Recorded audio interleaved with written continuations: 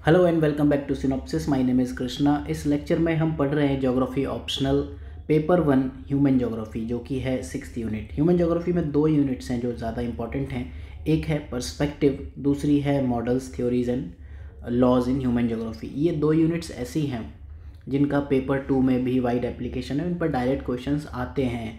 पिछले 2 सालों में हमें पर्सपेक्टिव से कम क्वेश्चंस दिखे, लेकिन डेफिनेटली ये यूनिट आप कभी भी छोड़कर जाने का रिस्क नहीं ले सकते। पहला टॉपिक हम पढ़ेंगे एरियल डिफरेंशिएशन। पहले हम देख लेते हैं लेक्चर में हम क्या क्या पढ़ेंगे। सबसे पहले हम इंट्रोड्यूस करने की कोशिश करेंगे कि क्या एरियल डिफरेंशिएशन है, हार्ट्सऑन की डेफिनेशन देखेंगे। देन इसके अलावा इन जनरल क्या है ये कॉन्सेप्ट। देन इडियोग्राफिक और नोमोथेटिक अप्रोच जो हम बार बार पढ़ने वाले हैं, उनमें एक बार डिफरेंस भी देख लेंगे। हिस्टोरिकल पर्सपेक्टिव में हेकेटियस से लेकर स्ट्रैबो से लेकर आज तक जो भी व्यू पॉइंट लिए गए हैं हार्ट्सऑन तक एंड 80s में किस तरह ये चला, उस चीज़ की बात करेंगे। फिर इसके सेंट्रल आइडिया को हम डिस्कस करेंगे, कैसे क्वांटिटेटिव रिवॉल्यूशन जब डाउन हुआ उसके बाद एरियल डिफरेंशिएशन की अप्रोच आई। और इसमें जो 3 इंटेलेक्चुअल इंस्पिरेशन है, humanism, Marxist approach and contextual theory, यानी कि सोशल साइंस, कैसे इसका आप यूटिलिटी कर सकते हो, उनको हम समझने की कोशिश करेंगे। फिर क्रिटिसिज्म क्या है इस अप्रोच के, वो देखेंगे। एंड एप्लीकेशंस में आपको पेपर 1 पेपर 2 दोनों के लिए हम देखेंगे। देन सिग्निफिकेंस, अल्टीमेटली इसको हम कंक्लूड करने की कोशिश करेंगे। यही वे है जिसमें हम सारे ऑप्शंस पढ़ते हैं। अगला टॉपिक फिर हम इसके बाद कंटिन्यू करेंगे। जो ये रीडिफाइंड सिलेबस है जिसमें हम टॉपिक वाइज क्वेश्चंस देख रहे हैं, उसको रेफ़र करते हैं। सबसे पहले क्वेश्चंस देखते हैं क्या पूछे हैं एरियल डिफरेंशिएशन से। 2005 में 20 नंबर में पूछा था शॉर्ट नोट। देन इसके बाद changing perspectives on the concept of aerial differentiation, notes में हमने देखा। हिस्टोरिकल इवोल्यूशन, वहाँ पर हम इसकी बात करेंगे। Aerial differentiation core theme form करता है ज्योग्राफी में। 2016 में क्वेश्चन पूछा।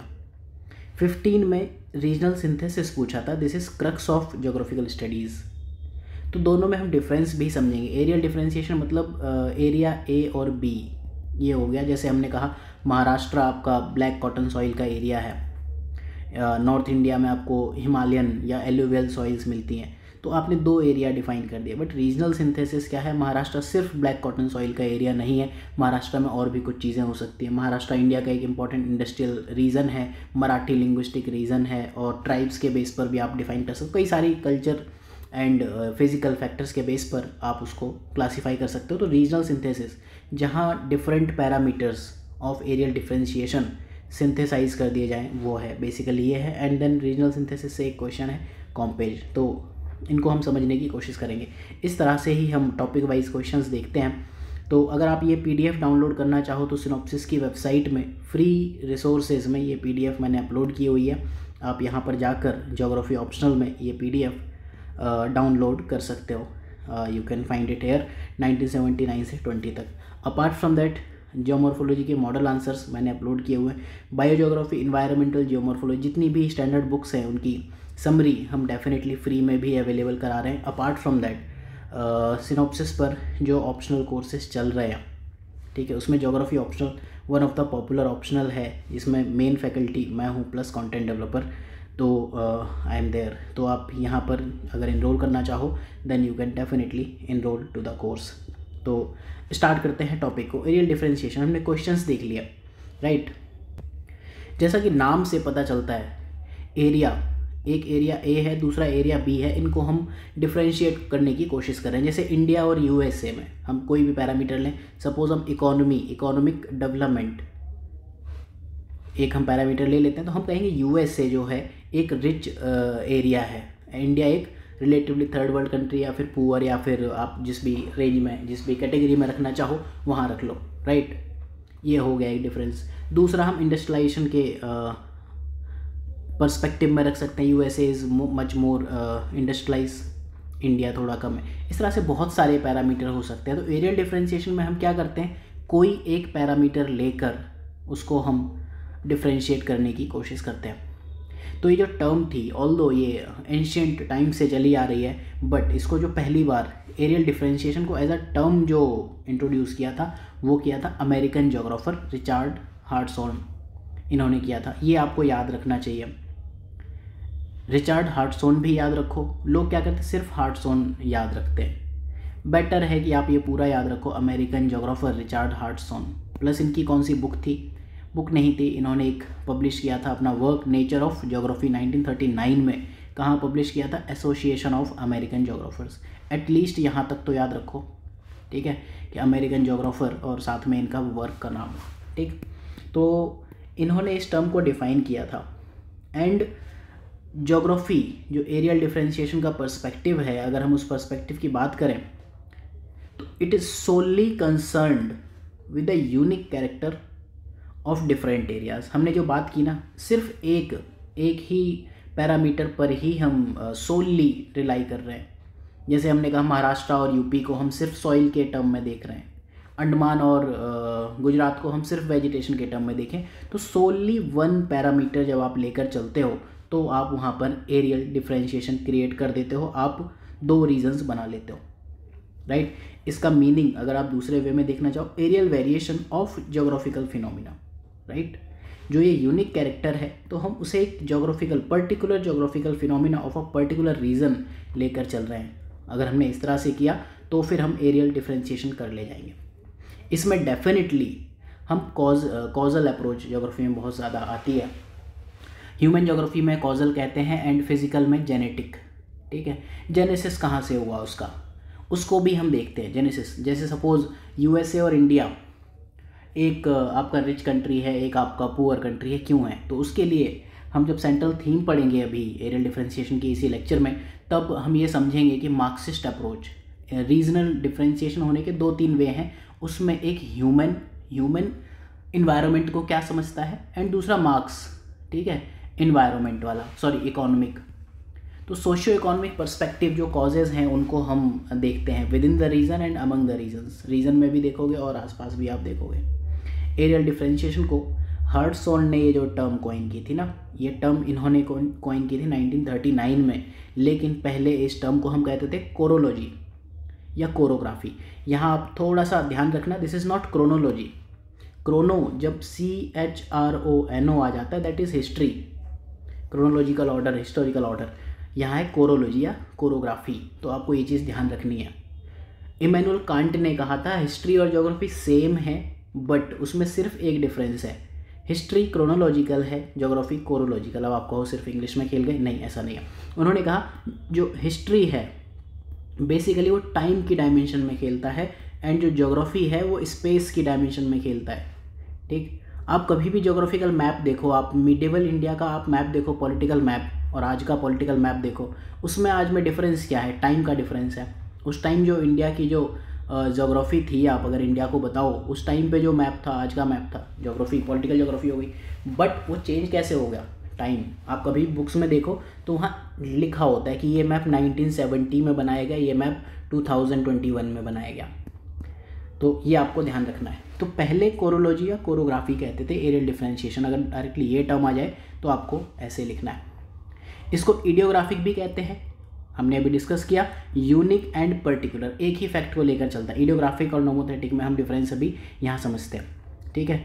और जो ये कोरोलॉजी है, ये बेसिकली ग्रीक वर्ड आया है, वो नाम ही है साइंस ऑफ प्लेसेस, मतलब study of places and regions, उसी को हम एरियल डिफरेंशिएशन कहेंगे। तो एक जनरल डिफरेंस देख लेते हैं। इस क्वेश्चन में आपको लिखने की नीड नहीं है, बट मैं आपको बताता हूँ क्या है। Idiographic and nomothetic. नोमोथेटिक मतलब एक नॉर्म वाली बात हो गई, हम एक जनरलाइजेशन कर रहे हैं। तो कांट, इमैनुअल कांट, इन्होंने कहा था कि this is a tendency to make general laws, ठीक है। जनरलिस्टिक लॉ हम बनाएंगे, जैसे अगर 18 डिग्री सेंटीग्रेड से ज़्यादा टेम्परेचर हुआ तो हम उसको ए टाइप क्लाइमेट में क्लासीफाई कर देंगे। वो हमने एक बेसिकली एरियल डिफरेंशिएशन कर दिया। तो ये एक जनरल लॉ बनाने की टेंडेंसी। नोमोथेटिक याद कैसे करोगे? नॉर्म हमने बना दिया, राइट। जैसे आप ये कहोगे जो ब्लैक हैं यूएसए में वो IQ वाइज सुपीरियर नहीं है, वाइट्स हैं उनका एजुकेशन पर ज़्यादा राइट है। हमने कुछ इस टाइप के, जो अच्छे भी हो सकते हैं ख़राब भी हो सकते हैं, उस चीज़ में आप मत जाओ। हमने एक जनरलाइज्ड लॉ बना दी। इंडिया में भी कास्ट स्ट्रक्चर है, तो हम बात कहते हैं कि ये वाले कास्ट का बंदा है तो ऐसा होगा, इस कास्ट का बंदा है तो ऐसा होगा। तो ये नोमोथेटिक पॉइंट ऑफ व्यू होता है, जनरलिस्टिक लॉ, ठीक। ये क्या है? यूनिवर्सल कंक्लूजन निकालता है जैसे हमने अभी कंक्लूजन निकाले कास्ट और क्लास के बेस पर हमने यूनिवर्सल कंक्लूजन निकाल दिया। फॉर एग्जांपल हमने अगर माउंटेन की डेफिनेशन देने की कोशिश की, एनसीईआरटी की डेफिनेशन है ये, माउंटेन वो प्लेस है जो 600 मीटर से ऊंचा हो गया, तो क्या 599 मीटर 0.9 इसे हम माउंटेन नहीं कहेंगे एंड 600.1 वाला सडनली माउंटेन हो जाएगा।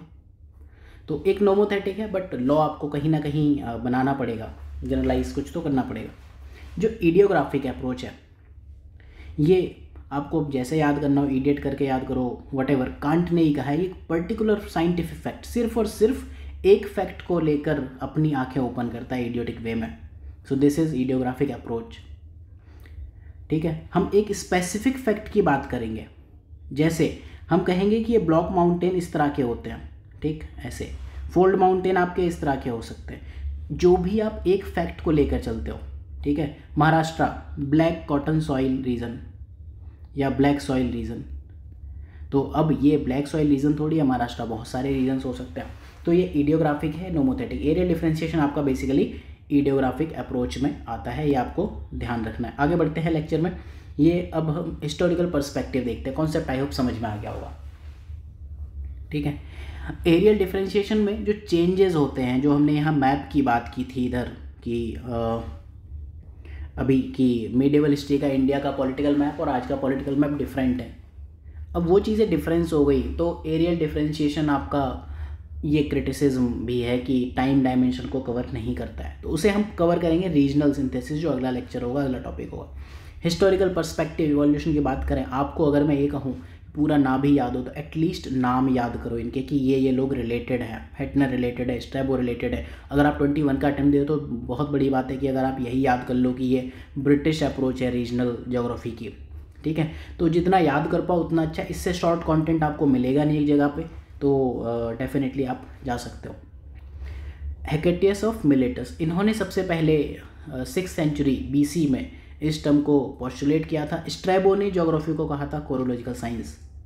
ठीक है, एंशिएंट टाइम में एरियल डिफरेंशिएशन जैसी कोई टर्म नहीं थी।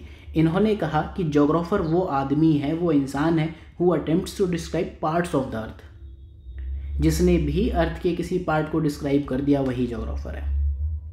रीजनल ज्योग्राफी जो है that is core of geographical study, ये इन्होंने कहा था, जो है रीजनल ज्योग्राफी है। जब हम अभी तीसरा टॉपिक पढ़ेंगे सिलेबस का, इसी चैप्टर का, वहाँ है डाइकोटोमी एंड डुअलिज्म।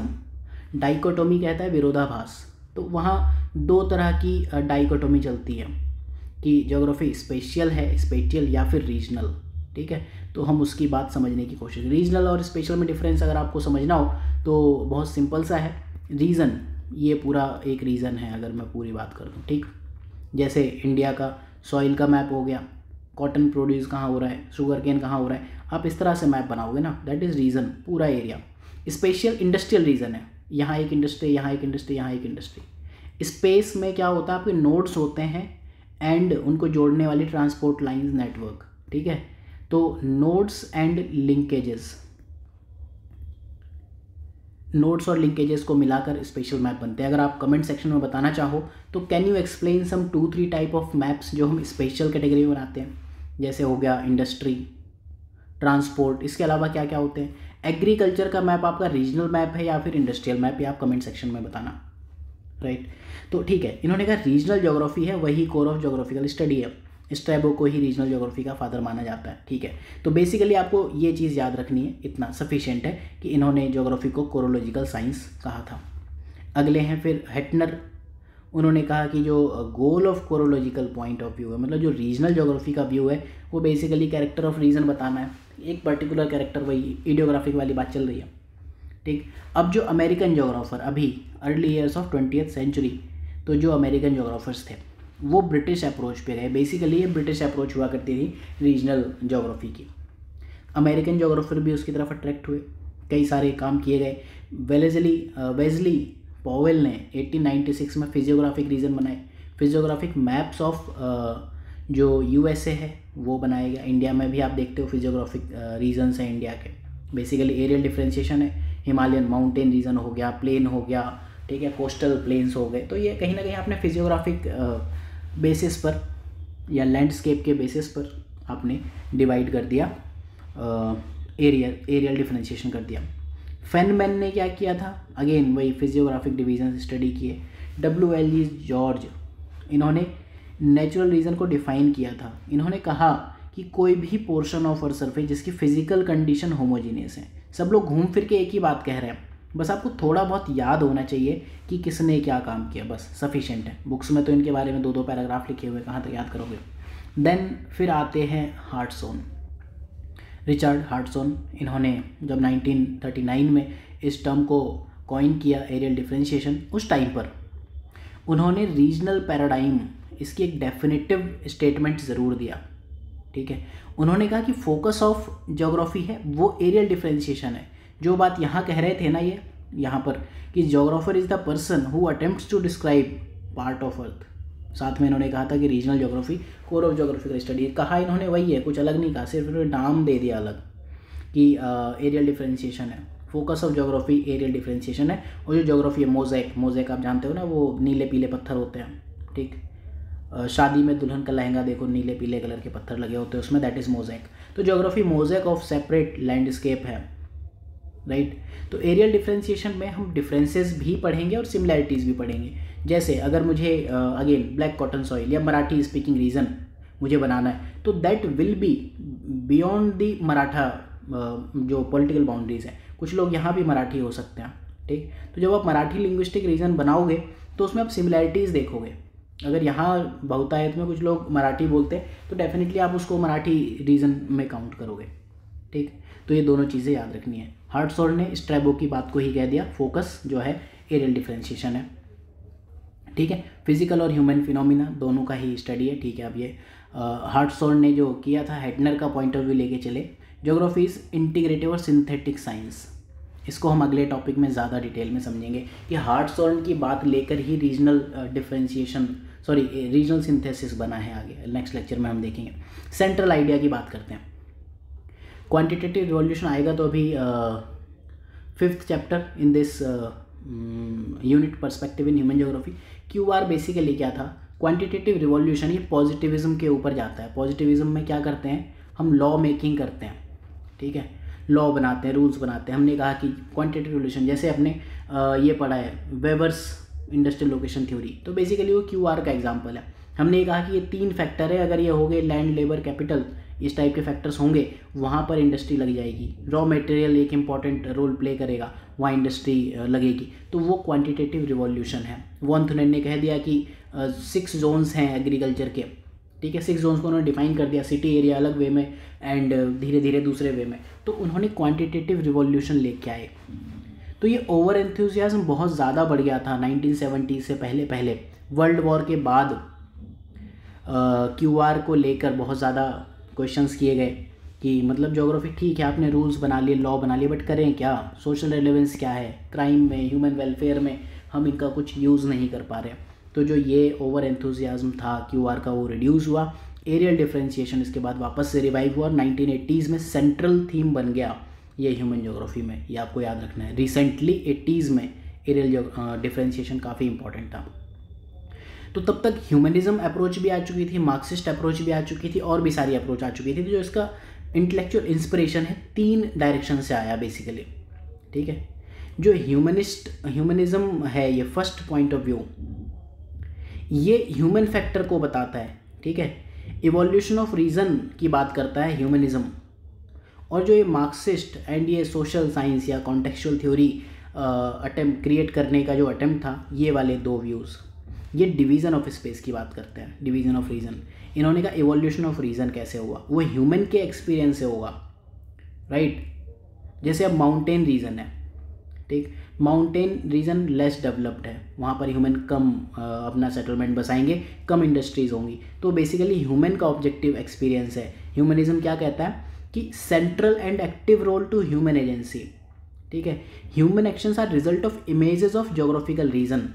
वो किसी ज्योग्राफिकल रीजन के बारे में माइंड में जो इमेज बनाते हैं, इसे मेंटल मैप कहते हैं ज्योग्राफी में। मेंटल मैप हम पढ़ते हैं बिहेवियरलिज्म और ह्यूमनिज्म में थोड़ा सा डिफरेंस होता है। बिहेवियरलिज्म मतलब आप बिहेवियर बेस्ड अप्रोच ले रहे हो, ह्यूमनिज्म मतलब ह्यूमनिस्टिक जो पॉइंट ऑफ व्यू से आप सेंट्रल थीम लेके चल रहे हो। इसको हम नेक्स्ट लेक्चर्स में बहुत डिटेल में समझेंगे, अभी समझने की नीड नहीं है। तो आपने जो इमेज बनाई थी जोग्राफिकल रीजन की, माउंटेन पर रहना अनसेफ है तो कम लोग रहेंगे, प्लेन में एग्रीकल्चर ज़्यादा होगा तो वहाँ ज़्यादा लोग रहेंगे, लेकिन प्लेन में आप ना भी पढ़ाओ बच्चों को तो भी काम चल जाएगा, ठीक है।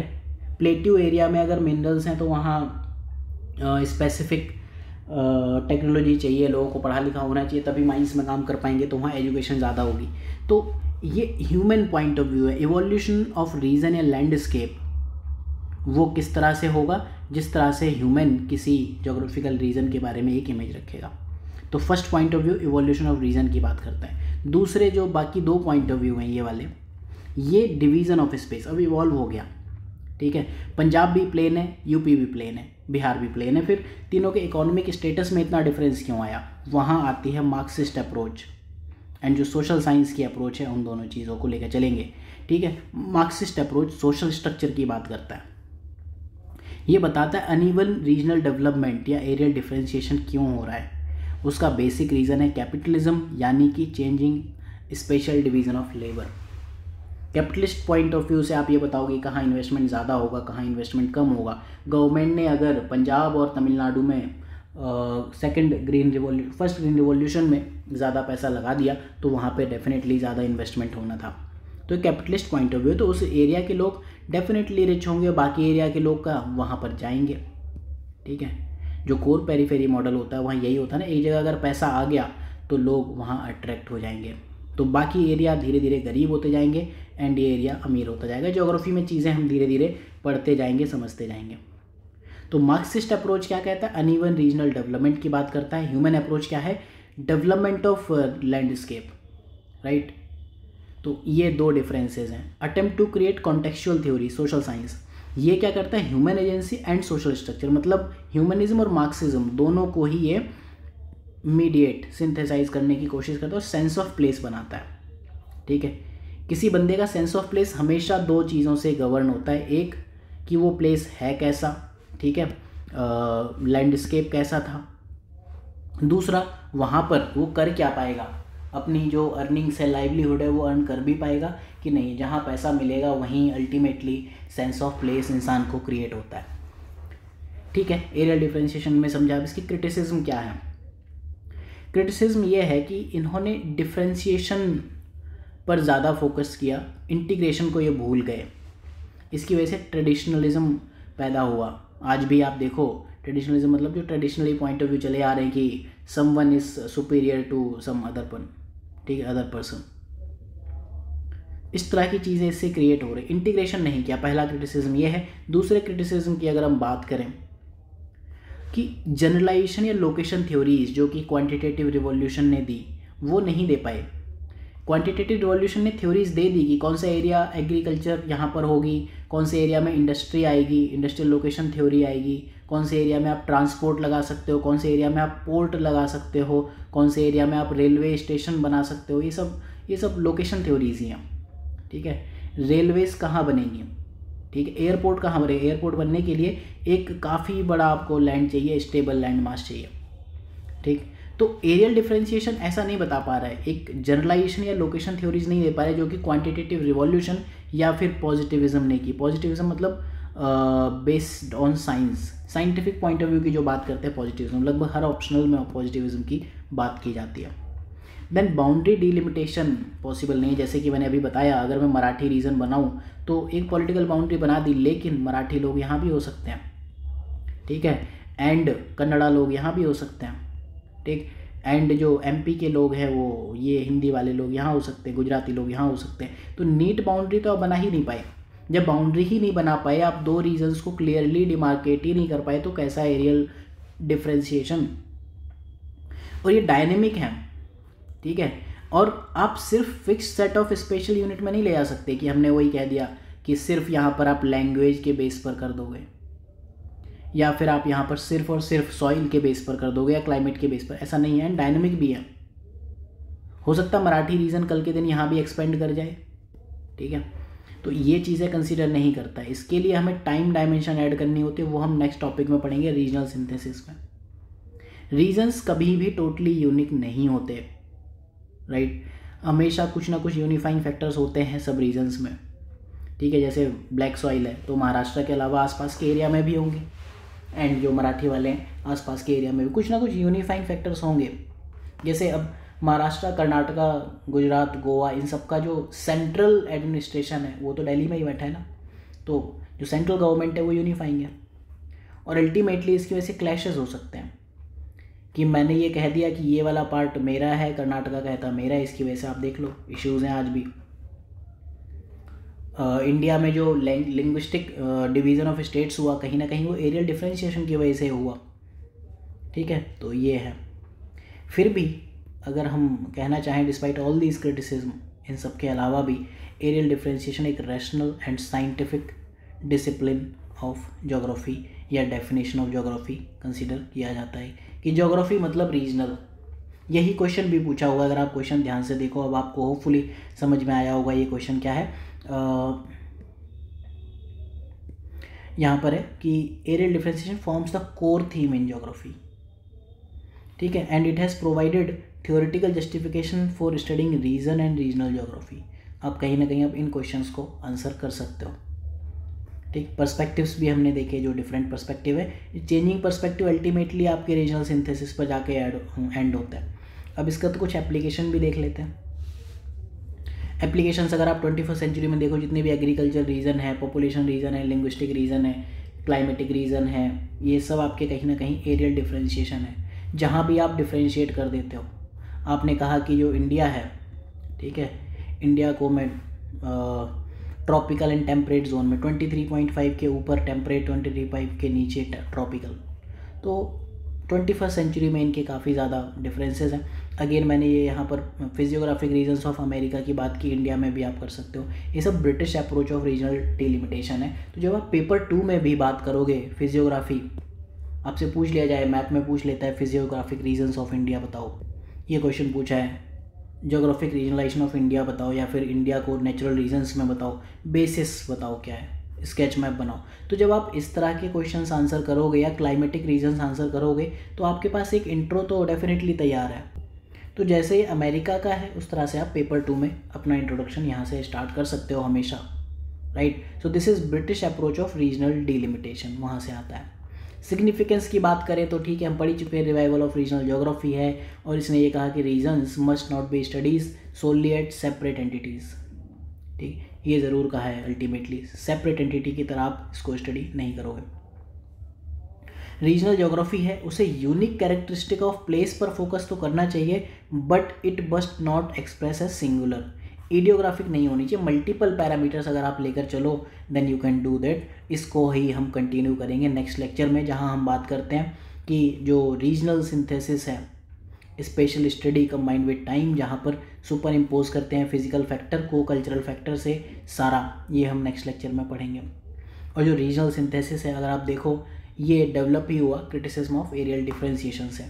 तो ठीक है, आई होप कि आप ये क्वेश्चंस आंसर कर पाओगे। तो अगर आपको ये लेक्चर अच्छा लगे, then you can join synopsis IAS। I am the main faculty. Content जो डेवलप्ड है वो मैंने खुद किया है मैक्सिमम। साथ में इसमें आपको बुक समरीज हम प्रोवाइड कर रहे हैं, आपको अलग से बुक पढ़ने की नीड नहीं है। And when I am telling कि no need to read any book, it means कि हम आपको कंटेंट दे रहे हैं उन्हीं स्टैंडर्ड बुक से समराइज़ करके। कोर्स ड्यूरेशन कम है। अपार्ट फ्रॉम दैट, UPSC के जो प्रीवियस ईयर्स हैं उनको मॉडिफाई कर हमने मॉडल आंसर्स बना दिए हैं। सेम टाइप के क्वेश्चंस को एक मॉडल आंसर में इंक्लूड किया है, तो ये हम बनाते भी जा रहे हैं लगातार। तो आप ये कोर्स ज्वाइन कर सकते हैं। So thank you for watching, have a good day. Next lecture में मिलते हैं, बात करते हैं रीजनल सिंथेसिस की।